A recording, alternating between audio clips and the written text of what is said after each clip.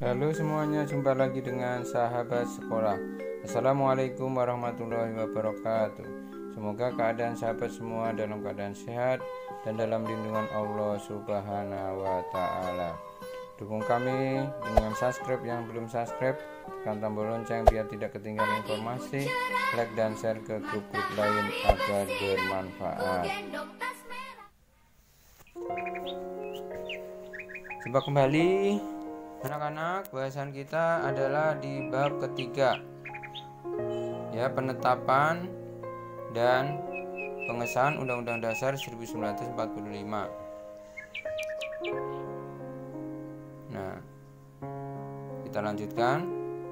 Judul bab 3 adalah penetapan dan pengesahan Undang-Undang Dasar 1945. Ayo kita bangun kesadaran berkonstitusi. Nah, sekarang tujuan pembelajaran untuk bab 3.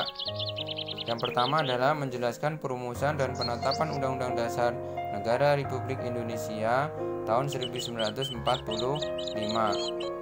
Kemudian yang kedua, mendeskripsikan arti penting Undang-Undang Dasar Negara Republik Indonesia bagi bangsa dan negara Indonesia.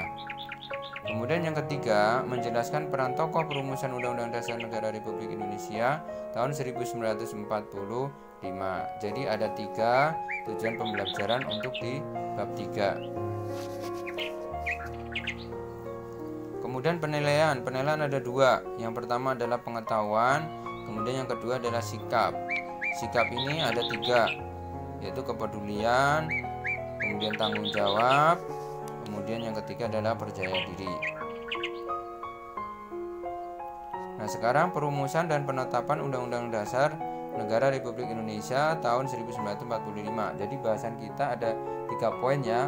Poin A, B, dan C. Nah, poin yang pertama adalah poin A, perumusan dan penetapan Undang-Undang Dasar Negara Republik Indonesia tahun 1945. Siapa yang menetapkan Undang-Undang Dasar Negara Republik Indonesia? Ada yang tahu? Tahu kalian itu siapa itu? Nah, sebelum kita bahas dulu tentang konstitusi. Apa itu konstitusi? Ya. Konstitusi adalah hukum dasar yang dijadikan pegangan dalam penyelenggaraan suatu negara atau seperangkat aturan dasar yang dijadikan pedoman dalam penyelenggaraan negara berupa undang-undang dasar. Konstitusi dapat berubah: 1. Hukum dasar tertulis, yaitu yang lazim disebut dengan Undang-Undang Dasar, dan dapat pula tidak tertulis atau yang disebut juga dengan konvensi, yaitu aturan-aturan dasar yang timbul dan terpelihara dalam praktek penyelenggaraan negara meskipun tidak tertulis. Jadi konstitusi itu ada 2, hukum dasar tertulis dan tidak tertulis. Yang tidak tertulis disebut konvensi. Jadi Undang-Undang Dasar menempati tata urutan peraturan perundang-undang tertinggi dalam suatu negara.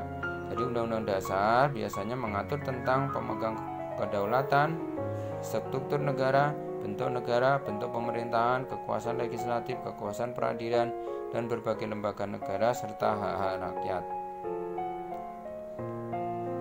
Sesuai dengan rumusan pasal 1 ayat 2 Undang-Undang Dasar Negara Republik Indonesia tahun 1945, bahwa kedaulatan berada di tangan rakyat dan dilaksanakan menurut Undang-Undang Dasar. Jadi artinya bahwa kedaulatan itu adalah kekuasaan tertinggi, kan? Nah, ini di tangan rakyat, berarti pasal tersebut dimaksudkan termuat paham konstitusionalisme. Rakyat memegang sebagai kedaulatan tertinggi yang terikat pada konstitusi atau peraturan. Dengan demikian, Undang-Undang Dasar merupakan sumber hukum tertinggi yang menjadi pedoman dan norma hukum yang dijadikan sumber hukum bagi peraturan perundang-undang yang berada di bawahnya, termasuk dalam mengatur kedaulatan rakyat. Bisa dipahami, ya, anak-anak?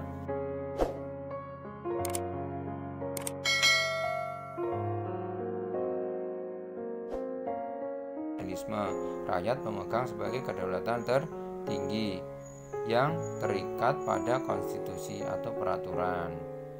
Dengan demikian, Undang-Undang Dasar merupakan sumber hukum tertinggi yang menjadi pedoman dan manual hukum yang dijadikan sumber hukum bagi peraturan perundang-undang yang berada di bawahnya, termasuk dalam mengatur kedaulatan rakyat. Bisa dipahami ya anak-anak? Kita lanjutkan. Sekarang poin 1 adalah perumusan Undang-Undang Dasar Negara Republik Indonesia tahun 1945. Siapakah yang merumuskan? Ada yang tahu? Yaitu BPUPKI. Nah, ini adalah sidang BPUPKI. Nah, coba kalian rumuskan beberapa pertanyaan yang berkenaan dengan perumusan Undang-Undang Dasar Negara Republik Indonesia. Pertanyaan kalian dapat diarahkan kepada persoalan-persoalan seperti lembaga perumusnya siapa, waktu perumusannya, keanggotaannya, lembaga perumusnya, tahapan perumusan, dan hasil perumusan.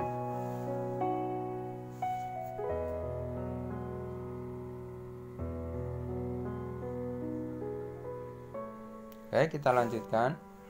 Pembahasan Undang-Undang Dasar Negara Republik Indonesia tahun 1945 dilakukan dalam sidang BPUPKI. Yang pertama, sidangnya ada 2 kali. Sidang pertama tanggal 29 Mei sampai 1 Juni 1945. Dalam sidang pertama dibahas tentang dasar negara. Kemudian sidang yang kedua tanggal 10 sampai 17 Juli 1945, pembahasannya rancangan Undang-Undang Dasar. Jadi ada 2 kali sidang ya. Ingat-ingat, sidang pertama tanggal 29 Mei sampai 1 Juni. Kemudian sidang kedua 10 sampai 17 Juli. Sidang pertama membahas dasar negara, kemudian sidang yang kedua adalah rancangan Undang-Undang Dasar. Pada sidang BPUPK tanggal 10 Juli 1945, setelah dibuka oleh ketua yang dilanjutkan dengan pengumuman penambahan anggota baru yaitu Abdul Fattah Hasan, Askin Natanegara, Suryo Hamijoyo, Muhammad Nur Besar, dan Abdul Kafar. Kemudian Insinyur Soekarno selaku ketua panitia kecil melaporkan hasil kerjanya bahwa panitia telah menerima usulan-usulan tentang Indonesia Merdeka yang digolongkannya menjadi 9 kelompok, yaitu usulan yang meminta Indonesia Merdeka selekas-lekasnya, usulan mengenai dasar negara, usulan tentang unifikasi atau federasi, usulan tentang bentuk negara dan kepala negara, usulan tentang warga negara, usulan tentang daerah, usulan tentang agama dan negara, usulan tentang pembelaan negara, dan usulan tentang keuangan. Bisa dipahami ya? Kita lanjutkan.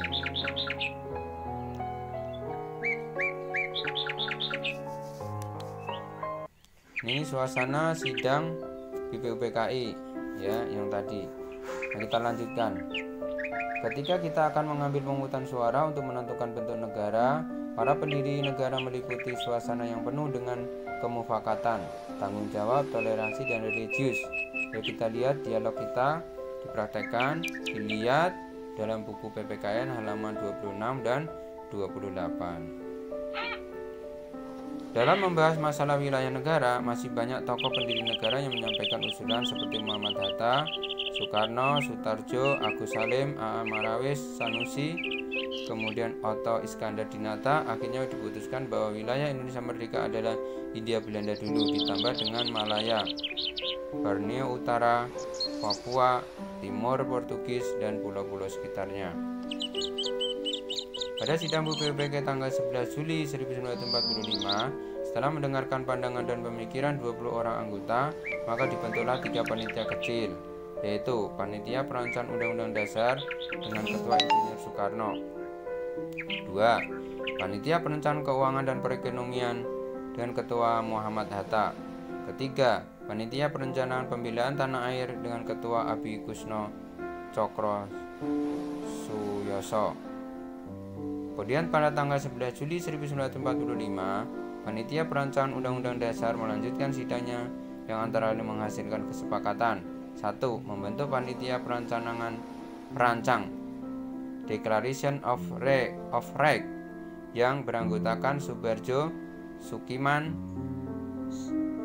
dan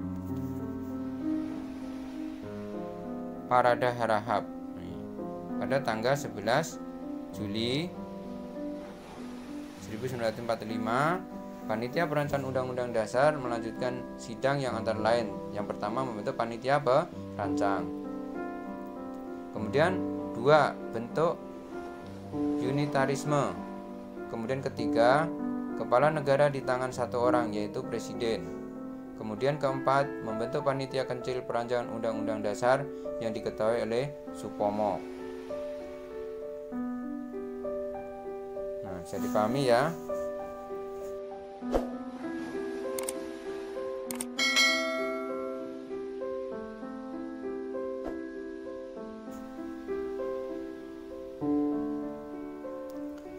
Kemudian panitia kecil perancangan Undang-Undang Dasar pada tanggal 13 Juli 1945 menghasilkan atau membahas beberapa yang menyepakati antara lain ketentuan tentang lembaga negara, yaitu antara lain ketentuan tentang lambang negara, kemudian negara kesatuan, sebutan Majelis Permusyawaratan Rakyat, kemudian membentuk panitia penghalus bahasa yang terdiri atas Jayadiningrat, Salim, dan Supomo. Ini pada tanggal 13 Juli. Kemudian pada tanggal 14 Juli 1945 BPUPKI mengadakan sidang dengan agenda pembicaraan tentang pernyataan kemerdekaan. Sedangkan sidang pada tanggal 15 Juli 1945 melanjutkan acara pembahasan rancangan Undang-Undang Dasar.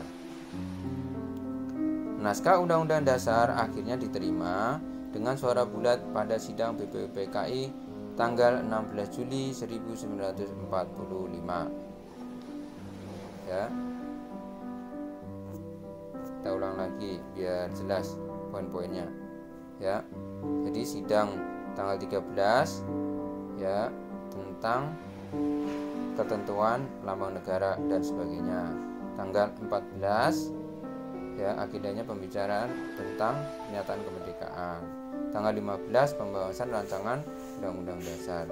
Tanggal 16 bahwa naskah Undang-Undang Dasar akhirnya diterima dalam sidang dengan bulat pada sidang 16 Juli 1945. Ya, sampai sini bisa dipahami ya. Silakan dicatat atau dibaca ulang. Kita lanjutkan. Penetapan Undang-Undang Dasar 1945. Penetapan Undang-Undang Dasar Negara Republik Indonesia tahun 1945. Jadi sehari setelah proklamasi kemerdekaan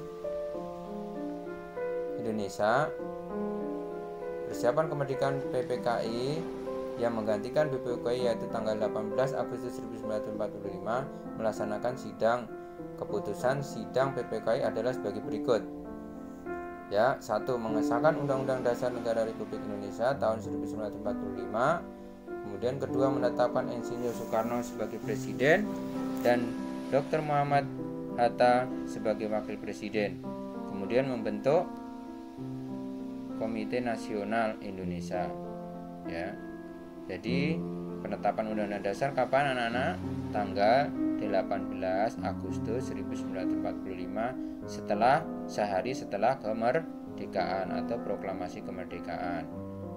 Sidangnya yang dilakukan badannya diganti, tadinya BPUPKI diganti menjadi PPKI, yaitu Persiapan Kemerdekaan Indonesia. Hasil sidangnya ada 3. 1. Mengesahkan Undang-Undang Dasar Negara Republik Indonesia tahun 1945. Kemudian kedua, menetapkan Insinyur Soekarno sebagai presiden dan Dr. Muhammad Hatta sebagai wakil presiden Republik Indonesia. Kemudian yang ketiga, menetapkan Komite Nasional Indonesia Pusat. Ya. Kemudian Insinyur Soekarno sebagai ketua PPKI dalam sambutan pembukaan sidang dengan penuh harapan mengatakan sebagai berikut. Sekretaris Negara Republik Indonesia, nih kalian lihat di halaman 31 ya. Nah, ini percakapan di buku paket ya, dilihat di buku paket itu percakapan antara Bung Karno. Nah, dilihat di situ. Ini kita lanjut. Harapan Soekarno di atas mendapatkan tanggapan yang sangat baik oleh para anggota PPKI. Muhammad Hatta yang memimpin jalannya pembahasan rancangan Undang-Undang Dasar dapat menjalankan tugasnya dengan cepat. Proses pembahasan berlangsung dalam suasana yang penuh rasa kekeluargaan, tanggung jawab, cermat dan teliti, dan saling menghargai antar anggota. Pembahasan rancangan Undang-Undang Dasar menghasilkan naskah pembukaan dan batang tubuh. Undang-Undang Dasar ini dikenal dengan sebutan Undang-Undang Dasar Negara Republik Indonesia tahun 1945 melalui Berita Republik Indonesia tanggal 15 Februari 1946. Penjelasan Undang-Undang Dasar menjadi bagian dari Undang-Undang Dasar Negara Republik Indonesia tahun 1945.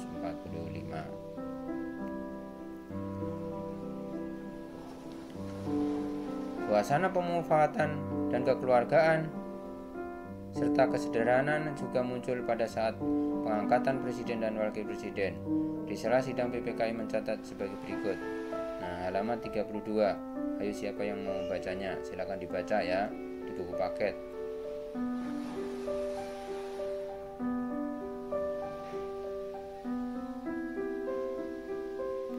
Nah, ini sebagai contoh bagi kita sikap kesederhanaan dan kekeluargaan Bung Karno harus dilestarikan dalam kehidupan kita.